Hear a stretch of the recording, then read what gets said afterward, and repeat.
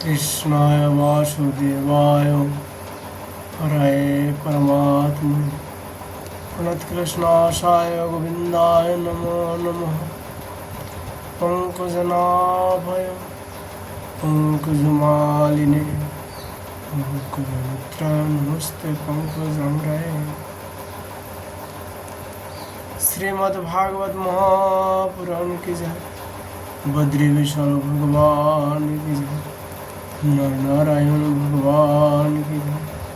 नारद जी भगवान की जय। श्री कृष्ण द्वैपायन व्यासदेव भगवान की जय। सुखदेव गोस्वामी जी की जय। परीक्षित जी महाराज की जय। सूत जी महाराज की जय। सोनू आदि ऋषि की जय। श्री रामचंद्र की जय। भक्तों की जय। श्रीमद्भागवत महापुराण की जय। श्री गुरु महाराज की जय। जय जय श्री राधे श्याम निताई गौर हरि बोल। आज यहाँ पर चर्चा का विषय है श्रीमद् भागवत जी का 10वें स्कंध 36वां अध्याय।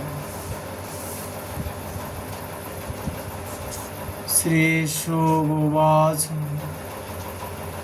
अत व्रजन राजपथिनो माधव स्त्रियं गृहीतंगो विलेपो भाजनम विलक्को कुब्जं जुवतिं वरननं पपृच्छ जानति प्रशन रसप्रद।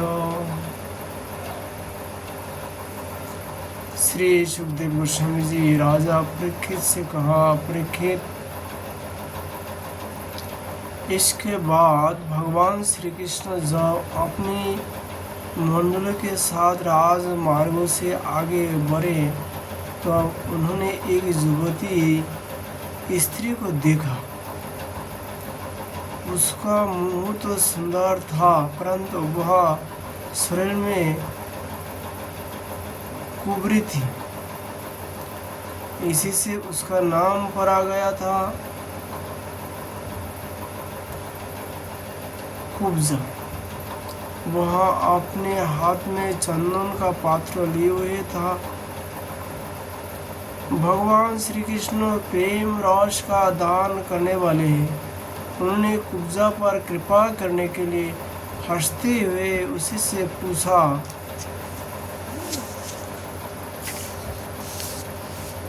का त्वं वरोर्वेतादुं हानो लेपनं कंस अंगुने वा कथा जस्सा साधुना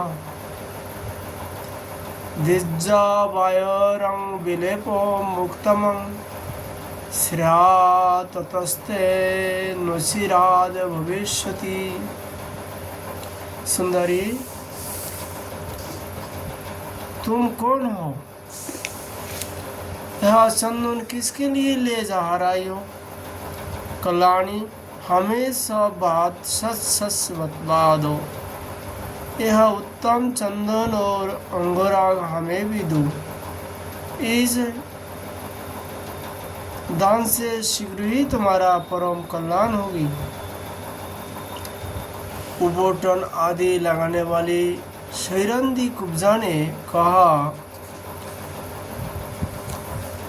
दशस्महं सुंदरं कंससम्मता तिर्वक्र नामा अनुलेपो कर्मणि मद्भावितं भोजपतिरुति प्रियं विना जुवं को अन्नतमस्तदर्हति। परम सुंदर, मैं कंस की प्रिय दासी हूँ। महाराज मुझे बहुत मानते। मेरा नाम त्रिवक्र कुब्जा है। मैं उनके यहाँ चंदन अंगराग लगाने का काम करती हूँ। मेरे द्वारा तैयार की हुई चंदन और अंगराग भोजराज कंस को बहुत भाते हैं, परंतु आप दोनों से बढ़कर उसका और कोई उत्तम पात्र नहीं है। भगवान के सौंदर्य, सुकुमारता, रसिकता, मंदहास्य, प्रेमालाप और चारु सिद्धवंत से कुब्जा का मन हाथ से निकल गया। उसने भगवान पर अपना हृदय नौशावर कर दिया। उसने दोनों भाइयों को बहुत सुंदर और गारा अंगराग दे दिया। तब भगवान श्री कृष्ण ने अपने सांवले शरीर पर पीले रंग का और बलराम जी के अपने गोरे शरीर पर लाल रंग का अंगराग लगाया तथा नाभि से ऊपर के भाग में अनुरंजित होकर वे अत्यंत सुशोभित हुए। भगवान श्री कृष्ण उस कुब्जा पर बहुत प्रसन्न हुए। उन्होंने अपने दर्शन का पृथक फल दिखलाने के लिए 3 जगहों से टेरी किंतु सुंदर मुख वाली कुब्जा को सीधी करने के विचार किया। भगवान ने अपने चरण से कुब्जा के पैर के दोनों पंजे दबा लिया और हाथ ऊंचा करके 2 अंगुलियां उसकी ठुरी में लगाई तथा उसके शरीर को तने उसका दिया। उसकाते ही उसके सारे अंग सीधे और समान हो गए। प्रेम और मुक्ति के दाता भगवान के स्पर्श से वह तत्काल विशाल नितंबो तथा 3 पयोधार से युक्त एक उत्तम युवती बन गई। उसी खान कुब्जा रूप, गुण और उदारता से संपन्न हो गई। उसके मन में भगवान के मिलन की कामना जाग उठी। उसने उनके दुपट्टों का शोर पकड़कर मुस्कुराते हुए कहा,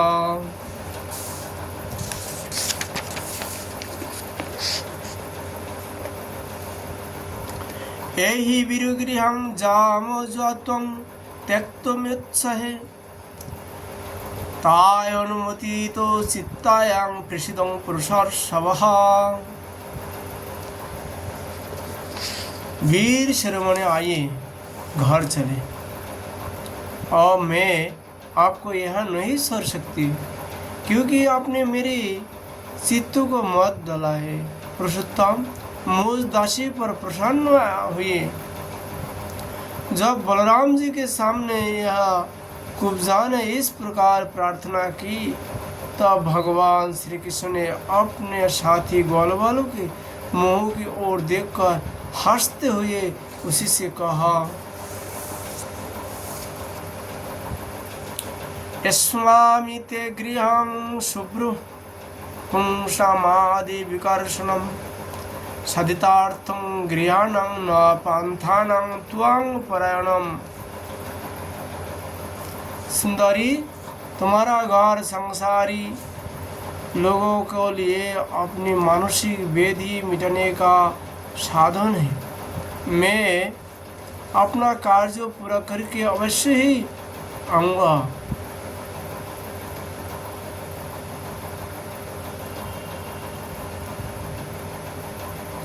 हमारे जैसे बेघर के बेटियों को तुम्हारा ही तो आश्रय है। इस प्रकार मीठी मीठी बातें करके भगवान श्री कृष्ण ने उसे विदाई कर दिया। जब वे व्यापारियों को बाजार में पहुंचे तब उन व्यापारियों ने उनका तथा बलराम जी का पान, फूल के हार, चंदन और तरह तरह के भेंट उपहार से पूजन किया। उनको दर्शन मात्र से स्त्रियों के हृदय में प्रेम का आवेग मिलन की आकांक्षा जाग उठती थी। यहाँ तक कि उन्हें अपने शरीर को भी सूत न रहती। उनके वस्त्र जूरे और कंकण ढीले पड़ जाती थी तथा चित्र लिखित मूर्तियों के समान ज्यों की त्यों ही खड़ी रह जाती थी। इसके बाद भगवान श्री कृष्ण पूर्ववासियों को धनुष यज्ञ का स्थान पूछते हुए रंगशाला में पहुंचे। वहाँ उन्होंने इंद्रधनुष के समान एक अद्भुत धनुष देखा। उस धनुष में बहुत सा धान लगाया गया था। अनेक बहुमूल्य अलंकार से उसे सजाया गया था। उसकी खूब पूजा की गई और बहुत से सैनिक उसकी रक्षा कर रहे थे। भगवान श्री कृष्ण ने रक्षकों को रोकने पर भी उस धनुष को बलात् उठा लिया। उन्होंने सबके देखते देखते उस धनुष को बाएं हाथ से उठाया, उस पर डोरी चढ़ाई और एक खन में खींचकर बीचों बीच से उसी प्रकार उसके 2 टुकड़े कर दिए, जैसे बहुत बलवान मत वाला हाथी खेल में ईख को तोड़ डालता है। जब धनुष टूटा तो उसके शब्दों से आकाश पृथ्वी दिशाएं भर गई। उसे सुनकर कंस भी भयभीत हो गए। जब धनुष के रक्षक आतताई असुर अपने सहायता के साथ बहुत ही बिगड़े, वे भगवान श्री कृष्ण को घेर कर खड़े हो गए और उन्हें पकड़ लेने की इच्छा से चिल्लाने लगे, पकड़ लो, बांध लो, जाने न पावे।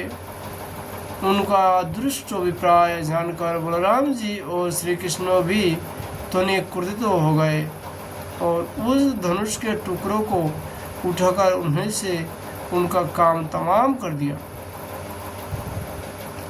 उन्हीं धनुष खंडों से उन्होंने उन असुरों की सहायता के लिए कंस की भेजी हुई सेना का भी संहार कर डाला।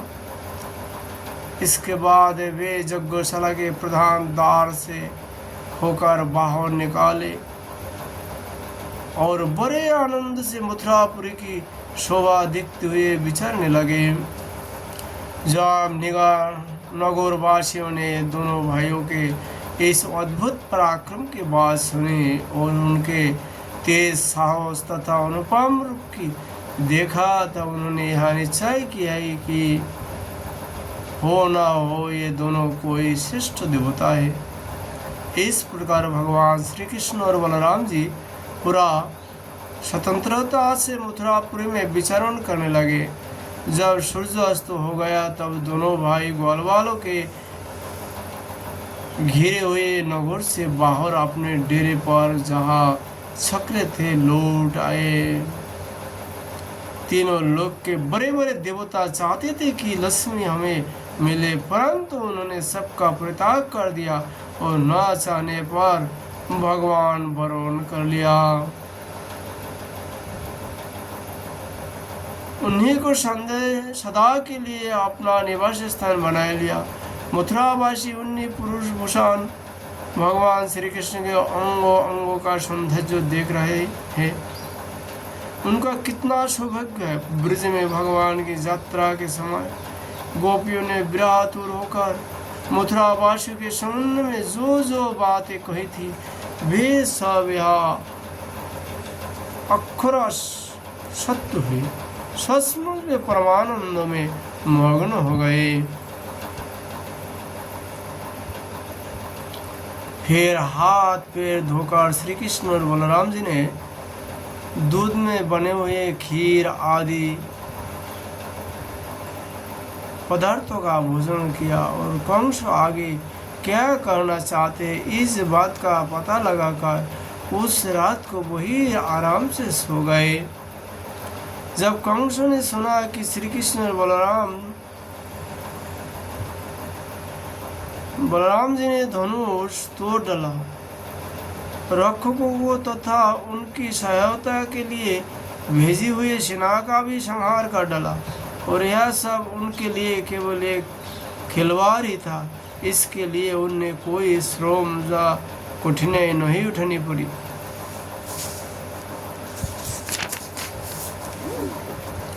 तो अब वह बहुत ही डर गया। उस दुर्बुद्धियों को बहुत देर तक नींद न आई। उससे जागृत अवस्था में तथा सपनों में भी बहुत से वैसे अपशकुन हुए जो उसकी मृत्यु के सूचक थे। जागृत अवस्था में उसने देखा कि ज्वाल जा दर्पण में शरीर को परछाई तो पड़ती है परंतु सिर नहीं दिखाई देता। अंगुली आदि की आर न होने पर भी चंद्रमा, तारे और दीपों आदि की ज्योतियाँ उसे दो दो दिखाई पड़ती है। छाया में छेद दिखाई पड़ता और कान में अंगुली डालकर सुनने पर भी प्राणों का घू घू शब्दों नहीं सुनाई पड़ता।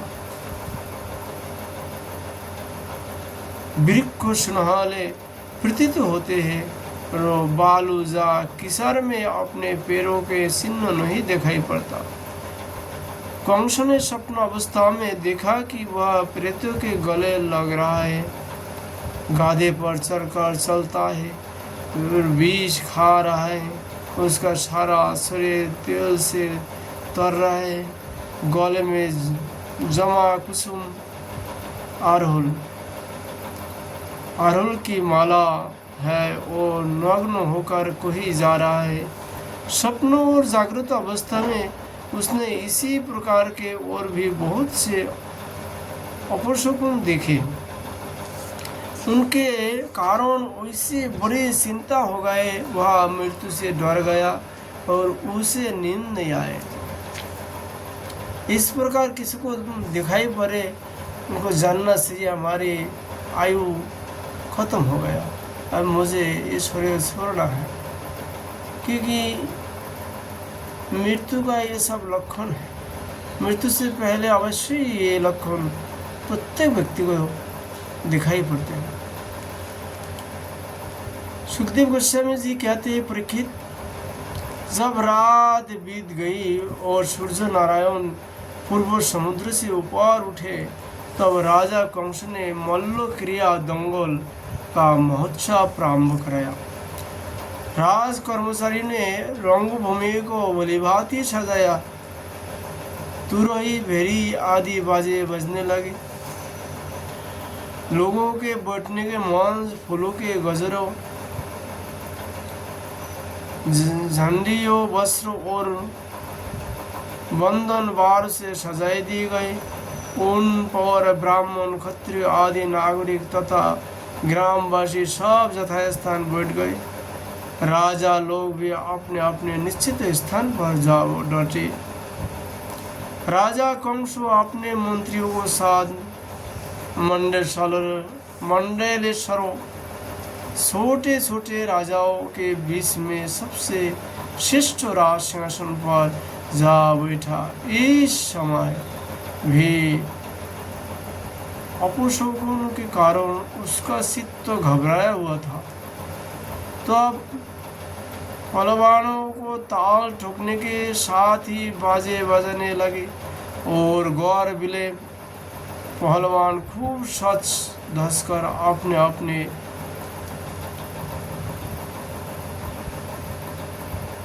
उस्तादों के साथ अखाड़ा में आ उतरे।